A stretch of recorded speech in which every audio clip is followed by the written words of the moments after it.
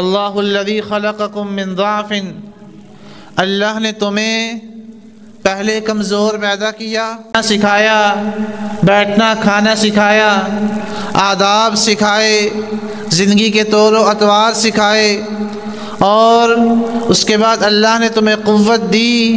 پہلے تم محتاج تھے، کھانے کے محتاج، فائنینشلی ایشوز تھے تمہارے لباس تمہارے والدین کے توسط سے تمہیں ملتا تھا، پھر تم ایک جوانی کی سٹیج پہ آ گئے، اور وہ والی سٹیج تھی کہ تمہارے سے لوگوں کی امیدیں وابستہ ہو گئیں، تم قوت میں آ گئے، تم طاقت میں آ گئے، تم جوبن میں آ گئے، پھر تم سب کے اخراجات برداشت کرنے لگ پڑے، پھر تمہارا ایک مرحلہ آئے گا، پھر تم کمزوری میں چلے جاؤ گے، پھر تم لوگوں کے محتاج ہو جاؤ گے۔ تو ایک جو درمیانہ سٹیج ہے، قوت والا، طاقت والا، ہر ایک صلاحیت کے عروج والا مرحلہ، یہ دین اسلام میں بھی بڑی اہمیت کا حامل ہے، بڑی اہمیت کا حامل ہے۔ دنیا میں نوجوانوں نے انقلاب برپا کیے، اسلامی اعتبار سے بھی، دنیاوی اعتبار سے بھی، فکری اعتبار سے بھی، عقائد کے اعتبار سے بھی، علمی اعتبار سے بھی۔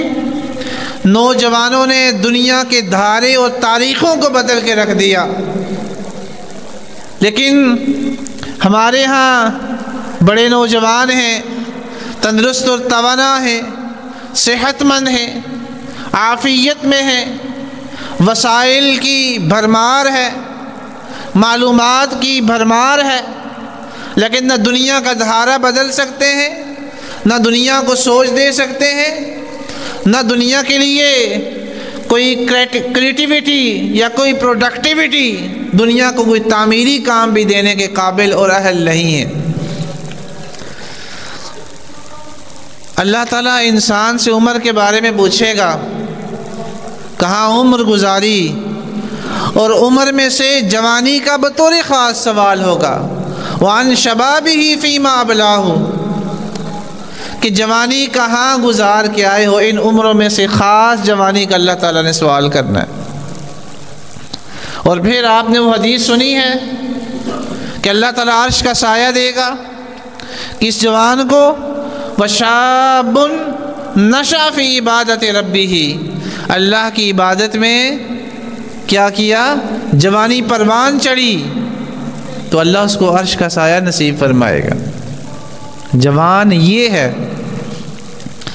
اور ہم اسلامی اعتبار سے دیکھیں، دینی اعتبار سے دیکھیں، آپ حضرت ابراہیم کو دیکھیں۔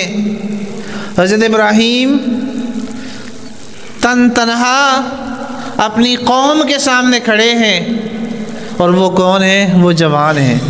لوگوں نے کہا، قالوا سمعنا فتى يقال له ابراہیم، ہم نے ایک نوجوان کے بارے میں سنا ہے، وہ انقلابی باتیں کرتا ہے، وہ شرک کے مخالف ہے، وہ ہماری سوچ و فکر کے مخالف ہے، وہ ہمارے رسوم و رواج کے مخالف ہے، وہ ہمارے عقیدے کے مخالف ہے۔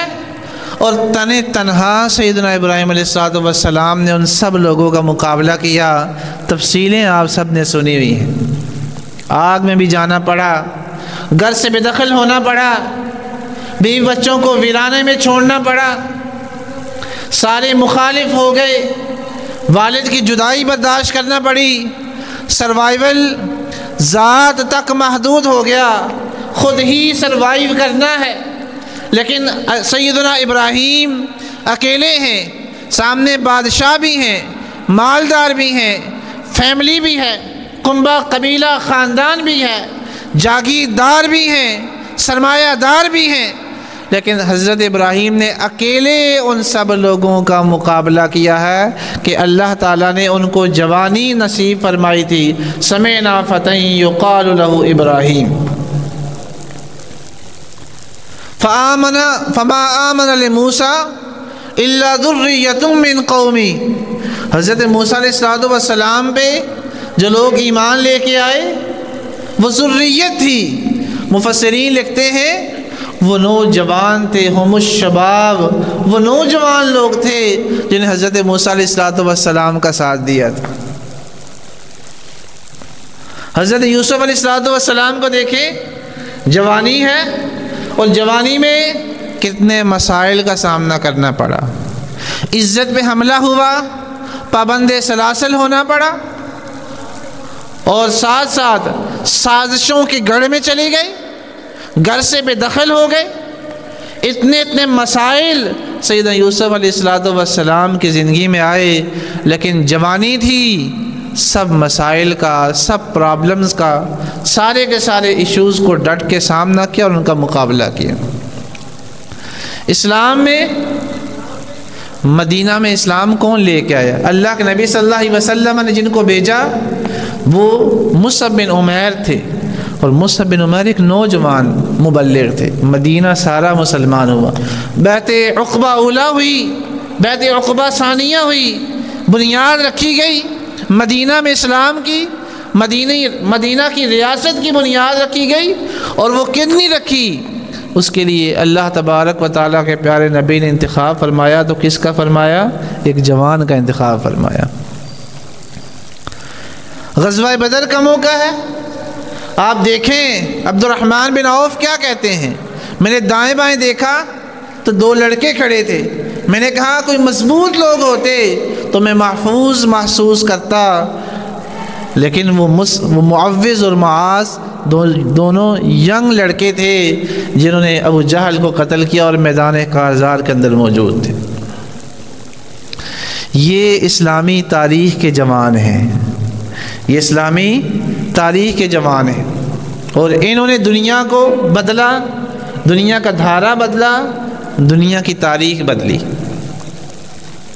اب مسئلہ یہ ہے کہ ہمارے نوجوان یہ کام کیوں نہیں کر پا رہے؟ مسئلہ تو ہے نا، مال و دولت بھی ان سے اچھی ہے، یہ ہم نہیں کہہ سکتے کہ ذہین نہیں ہے، ذہین بھی ہے، یہ بھی ہم نہیں کہہ سکتے وسائل نہیں ہے، وسائل بھی ہیں، یہ بھی ہم نہیں کہہ سکتے کہ ان کے پاس میدان نہیں ہے، میدان بھی ہے، لیکن نہ دینی اعتبار سے ہمارے نوجوان آگے بڑھ رہے ہیں، نہ دنیاوی اعتبار سے ہمارے نوجوان آگے بڑھ رہے ہیں، کسی میدان میں بھی آگے نہیں ہے۔ اس کی پہلی وجہ، نوجوانوں کے آگے نہ بڑھنے کی پہلی وجہ والدین ہے، پہلی وجہ والدین ہے۔ آپ دیکھیں بچہ جیسے ہی بڑا ہوا، وہ اپنے لڑکپن سے نکلا، چلنے پھرنے کے قابل ہوا، اس کو کیا انوائرمنٹ دیا گیا، اس کو ماحول کیا دیا گیا، اس کے سامنے باتیں کیا ہوئیں، اس کو کیا آداب سکھلائے گئے، اس کو کیا فکر دی گئی، اس کو کیا نظریہ دیا گیا، اس کو کیا ماحول دیا گیا، وہ سارے کا سارا ماحول اس کی ذہن کے اندر پیوست ہو کے رہ گیا، اور وہ وہیں گھر کا ایک ایسا ملازم بن کے رہ گیا کہ جیسے ہی وہ جوانی چڑھا اس نے کمانا شروع کیا، جب تک اس کے ہڈیوں میں گودا ہے، جب تک اس کے جسم میں سقط ہے، وہ کما کما کے سب کو دے رہا ہے، اور سب اس کے بل پہ زندگی گزار رہے ہیں اور عیاشی کر رہے ہیں۔ کیوں؟ آپ نے کہا بچے پڑھ جاؤ، اچھی نوکری مل جائے گی، سکل سیکھو، باہر چلے جاؤ گے، تمہاری اچھی آمدنی ہو جائے گی، تمہاری لائف سیٹ ہو جائے گی، یعنی کہ ساری کی ساری فکر، سارا نظریہ، وہ مٹیریلسٹک لائف، وہ مادہ پرستی کا ماحول اس کو گھر سے مل جاتا ہے، سارا ماحول گھر سے ملا۔ تو جب سارا ماحول ہی گھر سے ملا تو پھر قصور کس کا ہوا؟ گھر کا قصور ہوا، والدین کا قصور ہوا، اس انوائرمنٹ کا قصور ہوا، ان دوستوں کا قصور ہوا، ان اہل محلہ کا قصور ہوا، اس مسجد کے امام کا قصور ہوا، اس مسجد کے خطیب کا قصور ہوا، اس کے چاچے تاؤں کا قصور ہوا کہ جنہوں نے اس کو فکر ہی نہیں دی، اس کو سوچ ہی نہیں دی، اس کو فکر ہی نہیں دی کہ دنیا کا دھارا تم بدل سکتے ہو۔ اسامہ بن زید رضی اللہ تعالیٰ عنہ غزوہ موتا میں ان کے والد شہید ہوتے ہیں، زید رضی اللہ تعالیٰ عنہ۔ تو کیا ہوتا ہے، اللہ کے نبی اپنے آخری ایام میں لشکر اسامہ منتخب کرتے ہیں۔ نبی صلی اللہ علیہ وسلم ابھی لشکر کچھ دور جاتا ہے، نبی صلی اللہ علیہ وسلم کی رحلت ہو جاتی ہے۔ اب یہ نوجوان تھا، سید ابوبکر صدیق رضی اللہ تعالیٰ عنہ خلیفہ بنے، لوگوں نے کہا یہ لڑکا سا کدھر بھیج رہے ہیں آپ؟ سادہ الفاظ میں یوں سمجھ لیں کہ لڑکا کہاں پہ بھیج رہے ہیں؟ اتنے بڑے لوگ ہیں، رومیوں کے ساتھ مقابلہ ہے، اسلحہ بھی ہے، سب کچھ ہے، لیکن آپ جوان کو کہاں بھیج رہے ہیں؟ تو حضرت ابوبکر صدیق نے کہا تھا کہ میں اس حکم کو نہیں بدل سکتا جس حکم کو اللہ کے نبی صادر کر کے گئے ہوں، بلکہ الفاظ یوں ہیں لو خطفتنی الکلاب والذئاب لانفذته كما امر به رسول اللہ صلی اللہ علیہ وسلم۔ اگر ہمیں یہ بھی علم ہو جائے کہ مجھے درندے اور پرندے اٹھا کے لے جائیں گے، کوئی بھی مدینہ میں نہیں ہوگا، تو میں اس حکم کو کبھی بھی واپس نہیں کر سکتا جو اللہ کے نبی صلی اللہ علیہ وسلم دے کے چلے گئے۔ اور پھر ہوا کیا، وہ جوان غزوہ موتا میں باپ شہید ہوا، وہاں پہ شکست دی غزوہ موتا کو، اور جنگ فتح کر کے مدینہ کے اندر واپس آتے ہیں۔ وہ 21-22 یہ نوجوانے کی عمر تھی، بڑی عمر نہیں تھی۔ پہلا مسئلہ، پہلا چیلنج کیا ہے ہمارا؟ ماحول ہی نہیں ہے، اور ماحول میں نہ والد ماحول دے رہا ہے، نہ ماں ماحول دے رہی ہے، نہ اس کے اہل خانہ ماحول دے رہے ہیں۔ مجھے بھی یاد نہیں ہے کوئی تو میں نے باوضو ہو کے دودھ پلایا تاکہ اس کی برکت ہو، اور اس برکت سے یہ بچہ اچھا آدمی بنے اور دنیا کے اندر ایک مقام حاصل کر سکے۔ اور ہماری مائیں ادھر ساتھ ٹک ٹاک لگا ہوگا، ساتھ میں ریل چل رہی ہیں، ساتھ میں انسٹا چل رہا ہے، ساتھ میں واٹس ایپ پہ کال چل رہی ہے، ساتھ میں موویز چل رہی ہے، ساتھ میں سلومو ویڈیو چل رہی ہے، اور ساتھ ساتھ میں بچوں کی تربیت بھی ہو رہی ہے، دین بھی سکھایا جا رہا ہے، تو وہ بچے کہاں سے پیدا ہوں گے؟ پہلا قصور آپ اپنا نکالیں۔ بچوں کو کوسنے، ان پر تشدد کرنے، ان پر چیخنے چلانے سے پہلے قصوروار ہم خود ہیں۔ ہمیں اپنی رسپانسبلٹی نہیں پوری کی، ہم نے اپنی ذمہ داری پوری نہیں کی۔ دوسری بڑی وجہ ہماری تربیت کا نہ ہونا ہے۔ تربیت ایسی کہ ہم نے بے ہنگم چھوڑ دیا ہوا ہے۔ جوانی کی عمر ہے، جوبن ہے، خواہشات اور اس کے اوپر ہر طرح کے حملے ہو رہے ہیں، شیطانی حملے ہو رہے ہیں، انسانی حملے ہو رہے ہیں، اس کی فکر پر حملے ہو رہے ہیں۔ آپ کو کیا بتا آپ کا بچہ کس کو سن رہا ہے؟ موبائل میں، نیٹ میں کس کو سن رہا ہے؟ فیس بک میں کس کے ساتھ ایڈ ہے؟ کس کو دیکھ رہا ہے؟ انسٹا پہ اس کی کمپنی کون ہے؟ اس کے لوگ کون ہیں؟ اس کے پاس انفارمیشن کون سی آ رہی ہے؟ اس کا چینل کون سا چل رہا ہے؟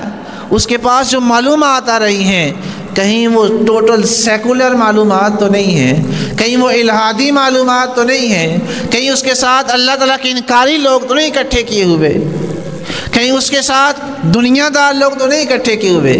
جب تک آپ نے اس کی معلومات کو پاک صاف کر کے ریفائن کر کے اس تک نہیں پہنچایا، اس کی فکر، اس کا نظریہ، اس کی سوچ ساری کی ساری لتھڑ چکی ہوگی اس نجاست میں جو آج کل آپ کے پاس پڑا ہوا ہے۔ بلکہ کل یا پرسوں کی بات ہے، ایک دوست کے پاس بیٹھے تھے، وہ کہتا ہے میرے پاس ایک اسٹوڈنٹ آئی، یونیورسٹی کے دوست ہیں، اس نے کہا سر میں ملحد ہونا چاہتی ہوں۔ میں کیا ہونا چاہتی ہوں؟ مجھے بتائیں میں کیسے ملحد کا مطلب ہوتا ہے کہ اللہ تعالیٰ کا انکار کرنے والا، ایتھیسٹ بننا چاہتی ہوں، ایتھیزم کا تصور اختیار کرنا چاہتی ہوں۔ مجھے بتائیں میں کیسے ملحد ہو جاؤں؟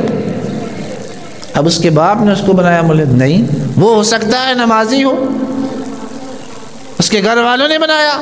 نہیں، ہو سکتا ہے کہ وہ بھی نمازی ہو، اس کے دوست مسلمان ہیں، اس کا تعلیمی ادارہ وہ مسلمانوں کا تعلیمی ادارہ ہے، اس کے آنے جانے کا رستہ مسلمان ہے، اس کا محلہ مسلمانوں کا محلہ ہے، لیکن اس کو جو انفارمیشن یہ چھوٹے سے موبائل کے ذریعے مل رہی ہے، یہ نہیں پتا اس کو کون سی انفارمیشن مل رہی ہے اور کون سے دماغ کے خانے پہ وہ چیز کلک کر چکی ہے۔ جو وہ انفارمیشن پہنچ چکی ہے اس کے جواب نہیں ہے، جواب نہیں ہے، اور اس انفارمیشن سے پہلے اس کے پاس فکری پختگی نہیں ہے، عقیدہ مضبوط نہیں ہے، اسلام کی معلومات نہیں ہے، قرآن کی معلومات نہیں ہے، سیرت کی معلومات نہیں ہے، اسلام سمجھا پڑھا نہیں ہے، تو آبجیکشنز آتے ہیں، اعتراضات آتے ہیں، اعتراضات کے جواب نہیں ہے اس کے پاس، اور نہ ہی اس کو کوئی جواب دینے والا ہے۔ کسی کے پاس جائے گی اس کو جھڑک دیا جائے گا، تم یہ کیسی باتیں کر رہی ہو، بالآخر الحاد اس کا ٹھکانہ بن جائے گا۔ اور یہ ایک بندہ نہیں، ہو سکتا ہے کتنے ہی لوگ ہمارے گھروں میں ہمارے بچے اس فکر سے متاثر ہوں، جو کہتے ہیں یہ نماز تو ہے ہی نہیں۔ آپ اپنے محلے میں دیکھیں ماشاءاللہ کتنے جوان ہیں، اور کتنے جوان مسجدوں میں آتے ہیں، کتنے اسکولوں میں جاتے ہیں، اور پراپرلی ٹائمنگ کے ساتھ ماں اٹھاتی ہے۔ آپ تصور کریں سکول کا ٹائم صبح 3 بجے ہو، سردیوں کی راتیں ہوں، تو سب کی والدہ اٹھا کے پہنچائے گے اسکول، کمبلیں اوڑھ کے، گاڑیوں کا بندوبست کر کے، ہر وسیلہ اور ہر ہیلہ اختیار کر کے ان کو سکول پہنچایا جائے گا کہ یہ ترقی ہے، یہ علم ہے، یہ تعلیم ہے، یہ نوکری ہے، یہ میٹیریلسٹک لائف ہے، یہ مادہ پرستی ہے، پہنچو، دوڑو، دوسرے کا پڑ گیا، میرا رہ گیا، فلاں ہو گیا۔ لیکن وہی بچہ مسجد میں اس کی ماں اس کو نہیں لا سکتی، کیوں نہیں لا سکتی؟ مندہ ہی نہیں، میری سنتا ہی نہیں ہے، اٹھایا ہے اٹھا ہی نہیں ہے، مسجد میں لے کے گئے مسجد میں گیا ہی نہیں ہے، صبح کی نماز ہی نہیں پڑھی، خالی ویران پڑی ہے۔ پارک آباد ہیں، اسکول آباد ہیں، بازار آباد ہیں، ہر گلی محلہ آباد ہے، چائے کے کھوکھے آباد ہیں، سیرگاہیں اور تفریح گاہیں آباد ہیں، ایک ویران ہے تو ایک مسجد ویران ہے، مسجد ویران ہے، اور مسجد میں بھی اگر آتا ہے تو بڑے مختصر وقت کے لیے، لیکن اگر آ بھی جاتا ہے تو وہاں پہ اس کو لوری سنا کے واپس بھیج دیا جاتا ہے۔ نہ وہ سوچ دی جا رہی ہے، نہ وہ فکر دی جا رہی ہے، نہ وہ نظریہ دیا جا رہا ہے، تو نوجوان نسل کا کس طرح مستقبل بہتر ہو سکتا ہے، وہ آپ کے لیے کیسے کنٹریبیوٹ کر سکتا ہے۔ تیسری بڑی وجہ، نوجوانوں کے جذبات کا خیال نہیں رکھا جاتا، کوئی خیال نہیں ہے۔ اللہ کے نبی صلی اللہ علیہ وسلم نوجوانوں کے جذبات کا خیال رکھتے تھے، نوجوانوں کے جذبات جو دین کے اندر ہیں، جو اسلام کے اندر ہیں، جن کی اجازت ہے، کہیں سختی ہے والدین میں تو وہ جائز کام بھی نہیں کرنے دیتے، اور کہیں اگر نرمی ہے تو وہ ناجائز کام بھی والدین کے سامنے ہو رہے ہیں، وہ باؤنڈریز نہیں ہیں، وہ حدود نہیں ہیں، وہ لیمٹس نہیں ہیں، کچھ بھی نہیں ہے، کہیں کھلی چھٹی ہے اور کہیں ایسا کنجسٹڈ اور اس طرح کا وہ تشدد ہے کہ والدین بچے کے پاس بیٹھ ہی نہیں سکتے، والد اور بچے کے آپس میں کمیونیکیشن ہی کوئی نہیں ہے، بات چیت ہی نہیں ہوتی، یا تو بہت دور کر دیا یا تو قریب کیا، اتنا قریب کیا کہ بچے کو بات بھی کہتا ہے تو بات ہی نہیں سنتا۔ اللہ کے نبی صلی اللہ علیہ وسلم صحابہ کی ذہنی فکر، ان کے جذبات کا خیال رکھتے تھے۔ سیدنا جابر رضی اللہ تعالیٰ نے شادی کی، اللہ کے نبی نے فرمایا جابر شادی کر لی ہے؟ سیدنا جابر نے فرمایا اللہ کا رسول شادی کر لی ہے۔ فرمایا جوان سے کی ہے، جو کمواری تھی اس کے ساتھ کی ہے، یا پھر پہلے شوہر والی تھی اس کے ساتھ کی؟ فرمایا اللہ کا رسول شوہر پہلے تھا اس کا فوت ہو گیا یا طلاق ہو گئی اس کے ساتھ کی ہے، فرمایا جوان کے ساتھ شادی کیوں نہیں کی؟ اللہ کے نبی خود فرما رہے صحابی کو تمہاری زندگی زیادہ بہتر ہوتی ہے اگر جوان کے ساتھ کرتے۔ جوان کی سوچ کا اللہ کے نبی صلی اللہ علیہ وسلم نے خیال رکھا، اس فکر کا خیال رکھا۔ پھر سیدنا جابر نے کہا میری بہنیں ہیں، تو میں نے کہا میری بہنوں کی پرورش ایسی خاتون آ کے کرے کہ جو تربیت والی ہو، جو سمجھدار ہو، جو با طریقہ اور با سلیقہ ہو۔ پھر اللہ کا نبی نے فرمایا پھر ٹھیک ہے تم نے صحیح کیا۔ نوجوان کے جذبات کا خیال رکھو، اس کو دباؤ نہیں، اس کو باہر آنے دو، اس کی کانٹ چھانٹ کرو۔ اس کو دباؤ گے غلط رستہ اختیار کرے گا، اس کو کھلا چھوڑ دو گے غلط رستہ اختیار کرے گا۔ اس کو ود ان دا لمٹس، حدود کے اندر رہ کے اس کے جذبات پورے کرنے کی اس کو چھٹی دو یا اس کو اجازت دو یا اس کی ذہن سازی کرو۔ اور چوتھا بڑا ہمارا چیلنج ہے کہ ہم نوجوانوں سے بات ہی نہیں کرتے۔ والد صاحب آتے ہیں، آئے سو گئے، بات ہی نہیں کرتا، کوئی بتاتا ہی نہیں ہے، کوئی سمجھاتا ہی نہیں ہے، اور بات کرنے کا طریقہ بھی نہیں ہے۔ اللہ کے نبی صلی اللہ علیہ وسلم نے معاذ کو بات کہنی تھی، فرمایا یا معاذ انی احبک، ہے معاذ میں تم سے محبت کرتا ہوں۔ اب والد محترم صاحب اپنے جوان بچے کو کہیں اے بیٹا مجھے تم سے محبت ہے، تو بیٹا بات سنے گا نا، بیٹھے گا، اس کے پاس آئے گا، اس کا ہاتھ بٹھائے گا۔ لیکن کیا والد صاحب نے اپنی محبت کا اظہار کیا؟ پہلے بچہ تھا تو حد سے زیادہ کر دی، بڑا ہو گیا تو بالکل اپنا ترش رویہ اس کے سامنے کرنا شروع کر دی۔ اس نے کبھی کہا بیٹا مجھے آپ سے محبت ہے بیٹی مجھے آپ سے محبت ہے؟ اپنے جذبات کا مناسب طریقے سے اظہار کیا؟ نہیں کیا۔ سیدنا جابر کو اللہ کے نبی صلی اللہ علیہ وسلم نے کہا سیدنا معاذ کو انی احبک یا معاذ، ہے معاذ میں تم سے محبت کرتا ہوں۔ پھر فرمایا اللہ کے رسول محبت کے بعد کیا بات ہے؟ فرمایا ہر نماز کے بعد یہ کلمات نہ چھوڑنا، رب اعنی علی ذکرک و شکرک و حسن عبادتک، ہے اللہ میری مدد کر، رب اعنی علی ذکرک، تیرا ذکر کروں وہ مدد کر، و شکرک، تیرا شکر ادا کروں وہ مدد کر، و حسن عبادتک، تیری عبادت کو احسن طریقے سے سر انجام دوں، ہے اللہ وہ میری مدد فرما۔ تو جب اتنے نرم لہجے سے اتنے بہترین طریقے سے مخاطب ہوا جائے تو بات سنے گا۔ تو یہ چار بڑے، اور بھی بہت زیادہ ہیں لیکن وقت کی نزاکت سے ان چار کو بیان کیا۔ اب دیکھیں اپنے جوانوں کا کچھ تاریخ کے جوانوں سے تھوڑا سا موازنہ کروا لیتا ہوں آپ کو۔ تاریخ کے چند جوان آپ لوگوں کے سامنے رکھتا ہوں۔ امام شافعی رحمہ اللہ دارالافتاء پہ فائز ہوئے، فتویٰ دینے کے قابل ہو گئے اور فتوے کی اجازت مل گئی۔ کتنا علم سیکھا ہوگا؟ ٹھیک ٹھاک علم سیکھا ہوگا۔ اور ان کی عمر محض کتنی تھی جب وہ فتویٰ دینے 15 سال کی عمر میں وہ فتویٰ دینے کے قابل ہو گئے تھے، اور ان کو اجازت مل گئی تھی کہ تم نے فتویٰ دینا شروع کر دینا ہے۔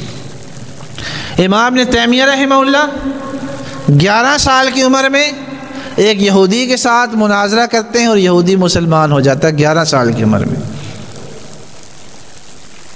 عبد الرحمن 22 سال عمر تھی، 70 قلعے فتح کیے اور پورے یورپ کے اندر اسلام کا دروازہ کھولا، اور عمر کتنی تھی؟ صرف 22 سال عمر تھی۔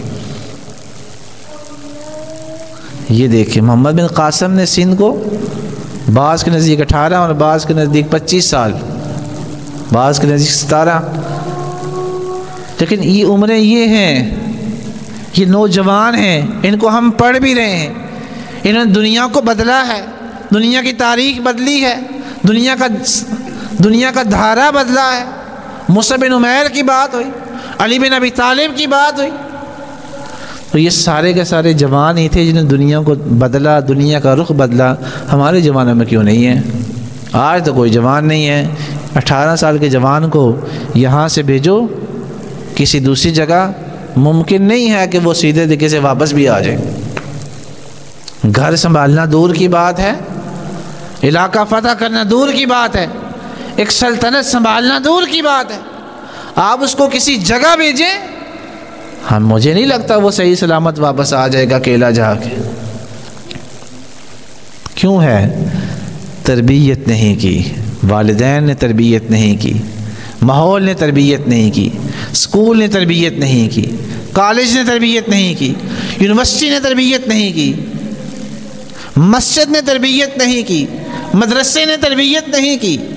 ہم سب لوگ اس کے ذمہ دار ہیں کہ ہمارا نوجوان بہکا ہوا ہے اور ہمارا نوجوان دین سے بیزار ہے اور ہمارا نوجوان مسجد میں نہیں بیٹھتا، حالانکہ لائن میں کہیں 10-20 منٹ، گھنٹہ 2 گھنٹے کھڑا ہو جاتا ہے۔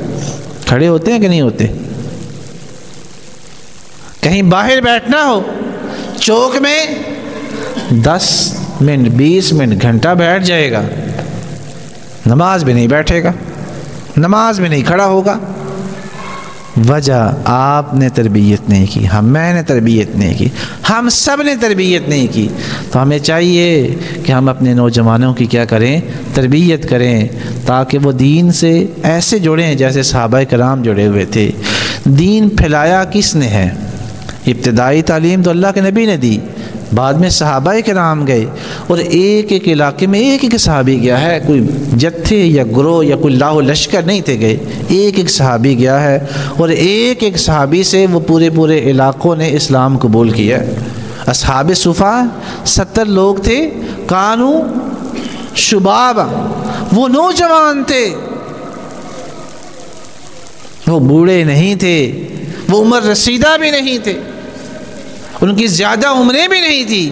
ایک ایک نوجوان نے ایک ایک علاقے کو اسلام کی طرف لایا اور محنت سے لایا، اور ہمارا نوجوان ایک بندے کو کنونس اور قائل کرنے کی اہلیت نہیں رکھتا۔